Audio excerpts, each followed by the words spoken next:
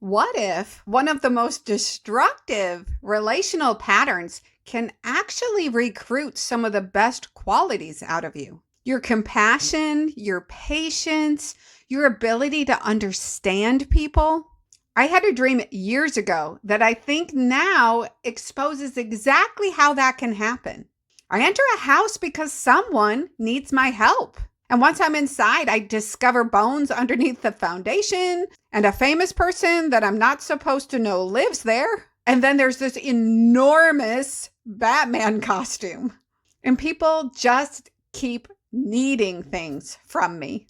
And even after I escape, the father of that very house comes looking for me, says he wants me to come back, and he is using incredibly polite language. I believe this dream could very well become foundational to the work that I am going to be doing moving forward, both with dreams and relationships. Because the problem wasn't that I cared too much. The problem was what the structure was teaching me to do with my care.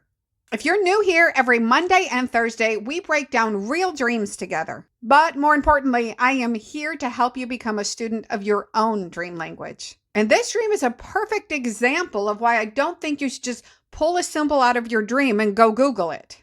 This dream is years old, and I needed patterns that developed across many dreams before I could fully understand its meaning. So if you want to learn how to follow your own patterns and learn your own dream language, then subscribe and follow along with me. All right, let's dig into the portion of the dream that we're going to be covering today.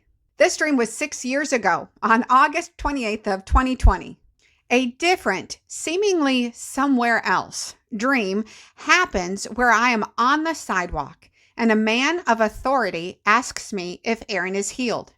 I say he is not totally healed yet, but his blood has been cleansed of the parasite or virus, something like that. And I know he will be completely healed soon. This light-skinned African American gives a polite nod in response and continues on his way, telling me to update him through official channels at the school. I assume he means to update him once Aaron is fully healed, and I agree. I feel a little proud that maybe he was the principal of the school or vice principal, I'm not sure, but that he had taken a personal interest in us. Then I'm approached by 3 boys. One I think I'm familiar with maybe, and one that is older, black with dreadlocks. He is some type of famous rapper. They tell me I need to come with them. They need my help. They are so formally polite in asking that I feel obligated. The rapper then brandishes a black handgun that he places in his waistband. I'm very upset by this, and I tell him to never bring that out in front of me again. At this point, I'm feeling very trapped. We're in their backyard, and there are 2 long hollow bones buried right under the foundation. The rapper says he wants my help pulling out the bone further down the foundation, and he is smirking kind of evil, like he knows it's a bad thing. The 3rd boy looks sweet and multiracial. He has light brown curly hair, and he starts to speculate what the bone is from. I feel comforted by this boy because I think that if such a sweet boy lives in this home, then it's not likely they want to hurt me. Simultaneously to being in the backyard, we are also somehow in the middle of their house, in a hallway, and they mention something, and I say, Paula lives here? In reference to Paula Abdul or possibly Janet Jackson. I'm not sure. I get a grimace from the rapper, as if I wasn't supposed to know that. I see through a glass into the adjacent living room where they have an incredible and expensive prop of a movie set Batman outfit with a cartoonist head like it was from a mock movie or a Lego movie. This, to me, proves that they are famous. The rapper starts working on digging out the bone, and I'm told there are 2 kids there that are really the children of a certain couple, the woman of which walks through the hall, and I do not recognize her. Then I notice a turned over TV on the floor, precariously close to a trail of water that leads back to the spot that the wrapper is working. I think how that water is too close to the electric TV set. Then the wrapper's sister comes out of her room and she wants the TV. She begins to pick it up, and I notice that it is connected to what the wrapper is working on, and it is connected to the water source. So, in order to take it, she is going to have to completely untether it from all its cords, and it agitates the wrapper, and they start bickering. I take this family squabble as my way to get out, and I slip away. On the way out, I hear all the boys talking about needing to open an orange and not knowing how to. So they say to get the elephant, referring to me, to help them open it. As I'm escaping, I suddenly do have an orange in my hands. This seems to be why I have the authority needed to help them with their orange. Only instead of round and flat like a little cutie, like the ones the boys have, mine is long and cylindrical. I open mine and eat it with ease. I have to pass through one more front yard to get to the house of my destination. It seems like the same home yard where Misty nearly got run over 3 times. Only I'm scared of them coming for me again. So I go out back with a tall chair, and I set the chair up to look out over what goes beyond my backyard. I crave to sit there and muse over the landscape, but then I feel too exposed. So I move the chair over to the left, behind a tent that happens to be set up in the backyard. But the chair is too tall, especially with me sitting on it, and I'm found. I hear someone speaking to me from the front, and suddenly I'm on the front porch of the house, and a man is there. I believe he is the father of the house I just escaped from. He says he has 21 children. He is validating that I understand that he has 21 children, and I tell him I understand. He, with incredibly polite language, asks me to come back. Again, I am really uneasy. I feel obligated to go because his language is so polite, but I have a deep feeling that if I go, they will never release me again. The authority figure asks, "Is Aaron healed?" My answer isn't simply yes or no. He's not completely healed yet. But something significant has already happened. The parasite or virus has been cleansed from his blood, and I expect complete healing very soon. I don't look at what is unfinished and conclude that nothing has changed. But I also don't look at the process and prematurely conclude, yeah, we're 100% healed. I'm accurately stating where the process is. Sometimes we can have made significant progress and still not be totally healed. Both can be true at the same time. Now, this scene is entirely positive in the dream. This authority figure is asking me for information. He is taking a personal interest in us, and this feels really good. Now, he tells me to update him once this process is complete through official channels at the school. So that means there's an orderly process to this part.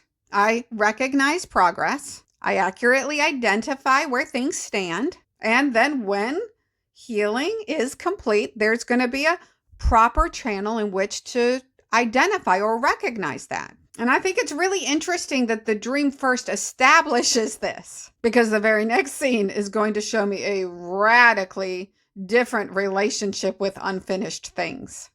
3 boys approach me. The reason for them wanting me to go with them is that they need my help. And they're so formally polite that I feel obligated to go. That word matters, because there's this subtle difference between someone needs something I can provide, and therefore now it's my responsibility.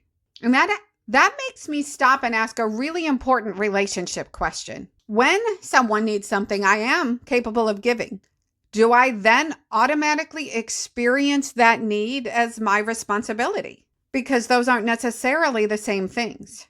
And then the atmosphere almost completely changes because this rapper is starting to brandish a gun. And I tell him, don't you ever bring that thing out in front of me again. So the dream is not portraying me in this dream as having no boundaries. In fact, I'm establishing one immediately. Yet I'm still feeling trapped by this. And then that raises the question of what kind of a relational atmosphere am I trying to maintain this boundary within? And then the dream takes me immediately under that structure. There are two long, hollow bones buried right underneath the foundation, and the rapper wants my help pulling them out. So functionally, I'm being recruited to excavate what's underneath this relational structure. Now, in waking life, that can look like many different things. Questions like, and I do this naturally because of my learner mindset, like, why does this person behave this way? What's underneath the fear that I'm seeing? What's happened to them? What's underneath the withdrawal? What wounds or previous experiences are contributing to this behavior? And those aren't bad questions. Understanding what's underneath people's behavior helps us to create compassion within us. But understanding what's underneath someone's relational structure does not then make it my responsibility to pull out. But intuitively, there's something I'm still chewing on with these long, hollow bones. There's something important there that I don't understand yet, and I'm still researching it. I'm going through other dreams, and I'm following patterns, and I'm testing possibilities. I don't have enough evidence yet to tell you what these long, hollow bones mean. So rather than trying to force a definition because I want an answer, I'm just going to leave those bones under the foundation for right now. But remember them because I'm going to come back to them in a future video. For now, let's look at what's happening to me inside this house. Now, I've already seen the gun. I am already feeling uncomfortable. I'm already feeling trapped. But then there's this sweet young boy. And I reason that if there's someone this sweet living in this house, then they can't be here to hurt me, right?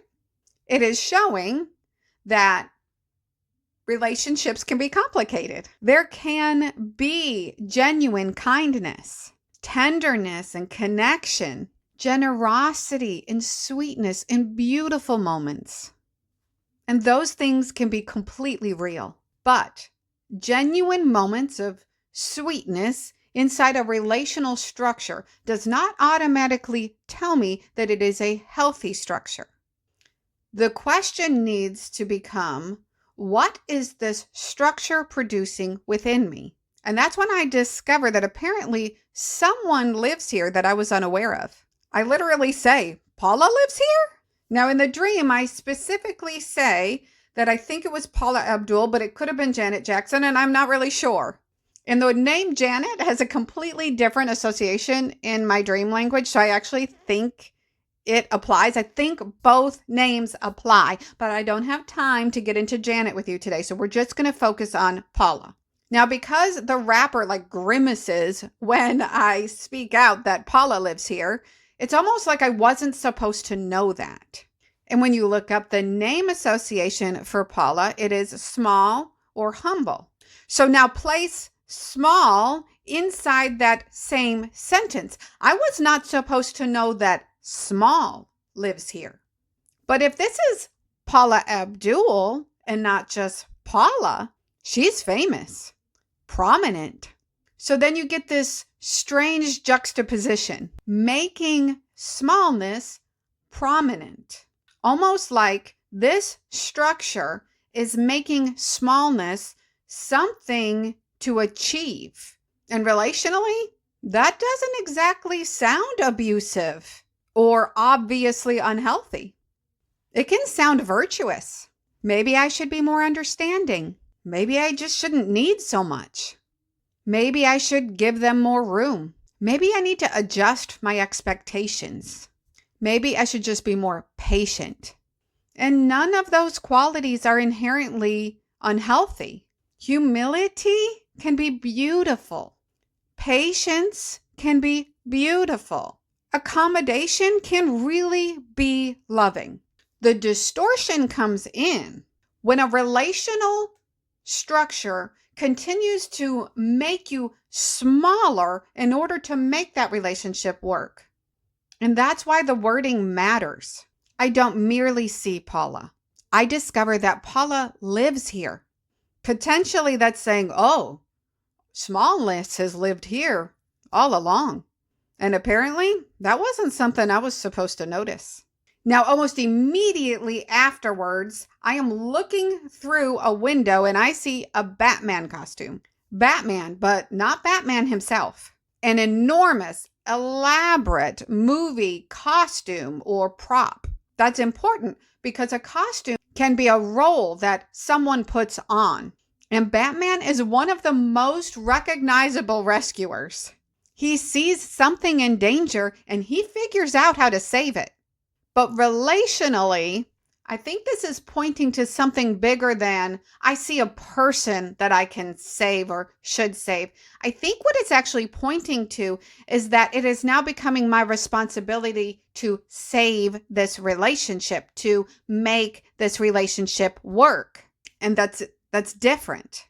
I'm not necessarily saying that I'm responsible for healing my partner, but slowly I can begin assuming more and more responsibility for whether or not the relationship itself succeeds.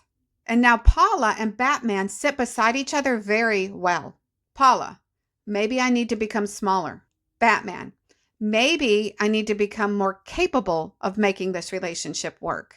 Maybe if I'm patient enough, if I understand enough, if I communicate correctly, if I give enough space, if I don't ask for too much. If I just can understand what's underneath all of their behavior, if I just figure out exactly what this relationship needs from me, maybe I can save it. And look, relationships absolutely require effort. They require patience and compromise and forgiveness and communication in order to work. But there is a key difference between contributing to a relationship and then just becoming the sole person responsible for making that relationship work. A relationship requires two partners. Paula makes my needs smaller. Batman makes my responsibility for the relationship bigger. I'm taking up less and less space while taking on more and more responsibility for what the relationship needs. And that's really difficult to recognize because both roles can feel like love. Now, more confusing relationships emerge inside this house. I start discovering information that I didn't have before. There's an overturned television. There's water dangerously close to electricity. Everything is tethered together.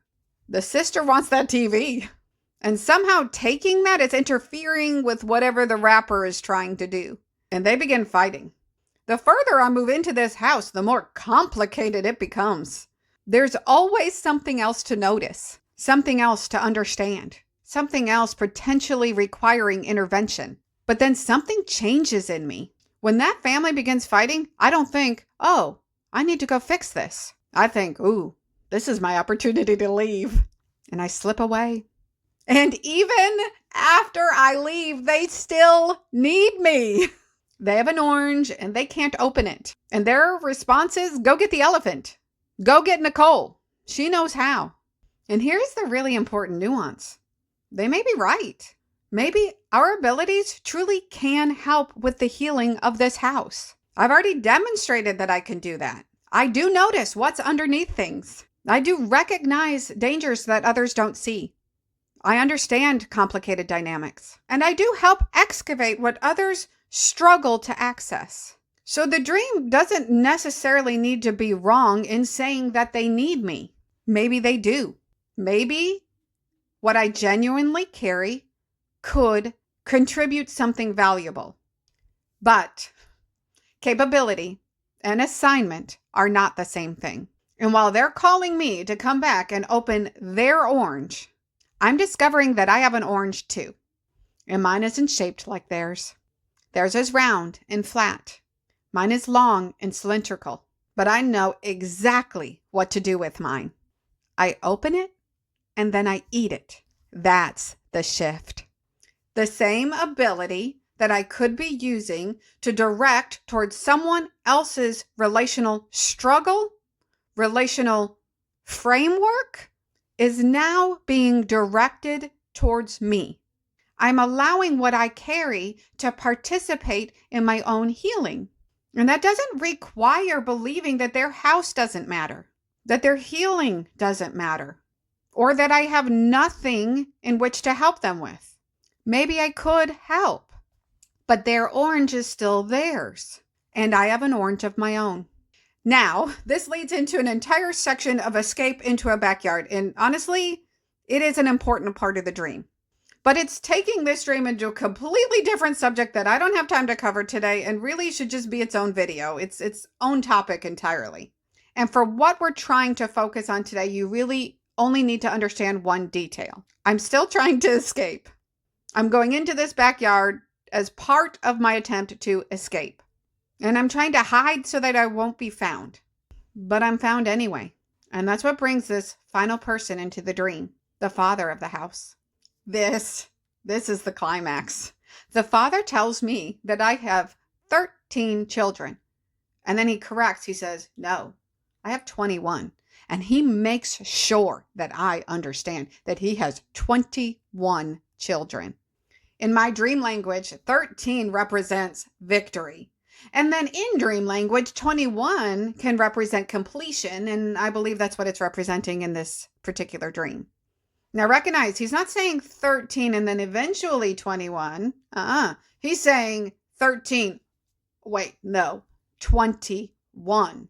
Basically, not victory, completion. And he's a father. So the dream is asking, what does this structure father? What does it reproduce? And my hypothesis is that it reproduces a never-ending pursuit of completion. One more thing, one more insight, one more accommodation, one more problem, one more wound understood, one more orange. Maybe if I do this, maybe if I wait, maybe if I become a little smaller, maybe if I get a little bit better at making this relationship work, maybe then we'll finally get there. And now, Paula, Batman, and 21, they lock together. Paula becomes smaller. Batman take more responsibility. 21 continue the process of completion. Put that together. If I become small enough and capable enough, maybe I can finally make this relationship complete. And that's the structure. And that ending loops right back to the beginning. Originally, they need my help. They were extremely polite and I felt obligated. That's how I entered. Now this father finds me. And once again, he is incredibly polite. He asks me to come back. But now I know something I didn't understand at the beginning. I've seen this structure, and something deep inside of me says if I go back there, I'm never getting back out. And that is not talking about people, okay? That is talking about a relational structure. The structure itself is producing that feeling because an endless pursuit of completion has no natural ending to it. There's always going to be another thing that you can do to finally make this work. And I want to make something really clear here. I am not saying that victory equals ending the relationship. Sometimes ending the relationship will absolutely be necessary, and sometimes it won't be. Because this dream is exposing something much more specific than a person. It's exposing a relational structure, and those are not the same thing. Two people can leave one another and take that exact same relational structure into their next relationship. And hypothetically, two people can remain in that relationship, but refuse to continue the same relational structure that they began with. So I'm not interested in using dreams to tell people whether to stay or go. I am interested in them asking you to figure out What structure are you standing in?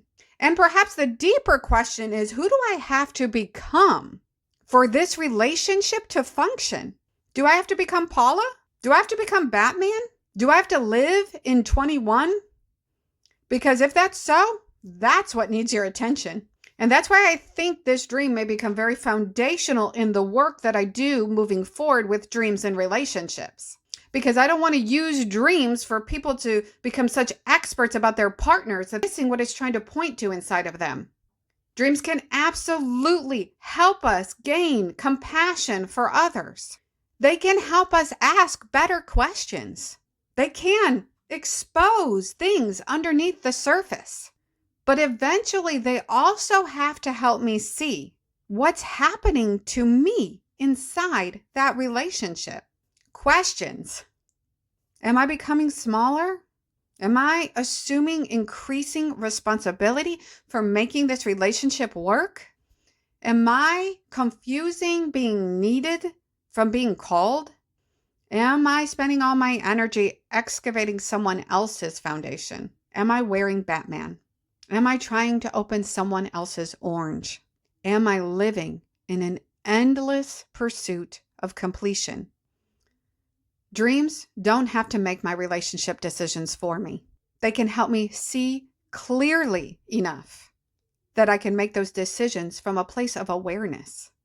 And now I want to go all the way back to the first scene that we covered, because I think the juxtaposition between those two dreams is incredibly important.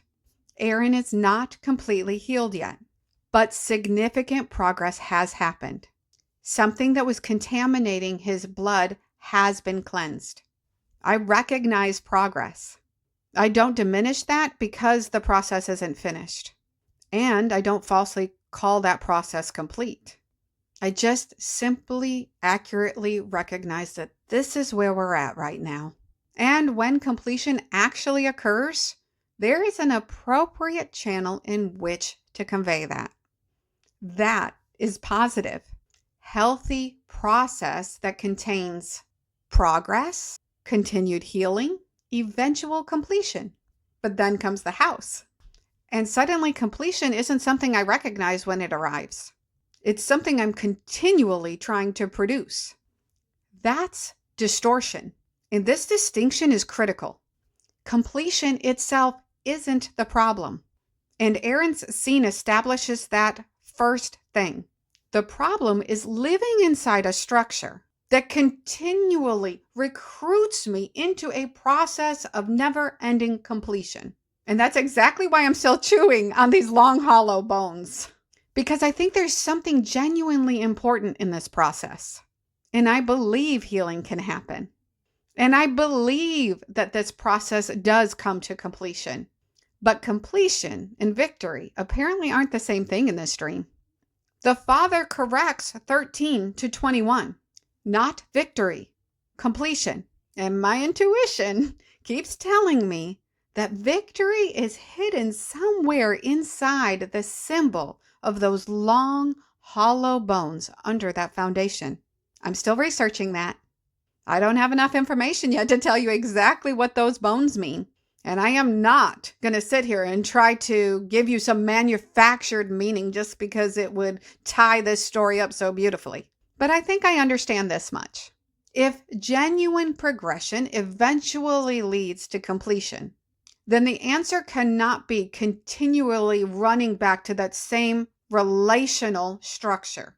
There has to be another option. There has to be something different. Something that doesn't require Paula or Batman. And something that doesn't pull me back to the endless pursuit of 21. And I think that's where those long, hollow bones come in. So I'm going to keep researching them. And I'm going to keep following them through my dreams until I can come up with a good pattern. And when I finally figure out what they're showing me about victory, you bet your bottom dollar I'm going to be bringing you a video about it. But for right now, this dream leaves me with a very important distinction. Progress is real. Completion can be good, but neither one is actually telling me what victory looks like. And apparently, that's the piece I'm still uncovering. If you made it through to the end of this episode, Thank you. The time you choose to spend with me really means a lot. And if you would like help with your own dreams, I have a free community for that. I also have one-on-one sessions you can sign up for. Just see the links below. And if not, just come on back and see me here because you know what? Your story really does matter. I'll see you next time.